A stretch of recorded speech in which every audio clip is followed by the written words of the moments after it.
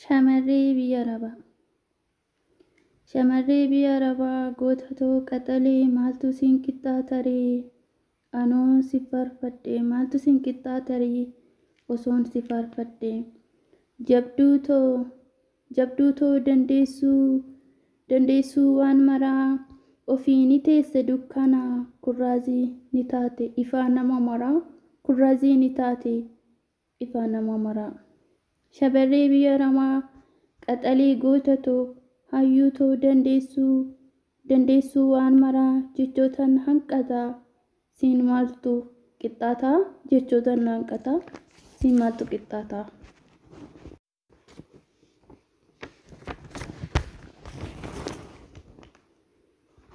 Yaa jiruu biyya Ormaa isaanuun agarree mee ittan asaasaa warroota hin galle mee ittan asaasaa warroota hin galle. Asiif achi kaattee hooqii meeqa kortee asiif achi kaattee hooqii kee meeqa kortee osoo hin nyaatin nyaattellee jedhamtee osoo hin nyaatin nyaattellee jedhamtee osoo hin hatin hattellee jedhamtee osoo hojjettu hin hojjanne jedhamte. Shamarree biyya Arabaa dandeessuu waan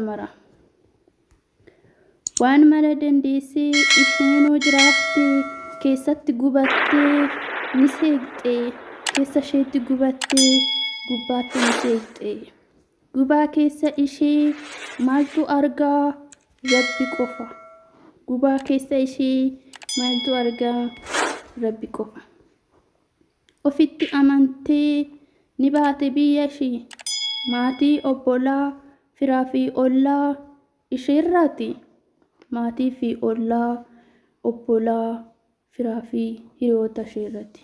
Dandeessuu waan maraa iftuu akka gaazii jabduutoo gootatoo siffaarsa ammasi jabduutoo gootatoo siffaarsa ammasi.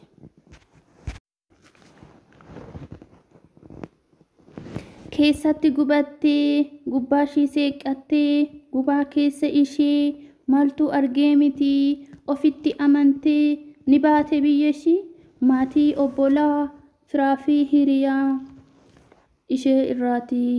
Maatii obbolaa firaa fi ishee irraati.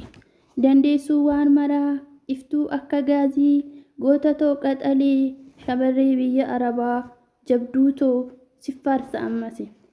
Jabduutoo siffaarsa ammasi. Dhaggeeffattoota kabajamtoota yuutuubii chaanaalii kootii walaloon koo paartii 2dha. Paartii 3ffaanis itti fufa. Laayik sheer koomantii gochuun na jajjabeessuun irraanfatinaa wantoota garaagaraa ilaaletananii kanan walaloo kana isinii qopheessee itti fufaa yoomillee dhaabbatu paartii 3nis jechuudha. Laayik sheer koomantii gochuun na jajjabeessuun irraanfatinaa. Marree shamarree biyya Arabaatiif namoonni tokko ilaalcha gad aantummaa kan qaban jiru.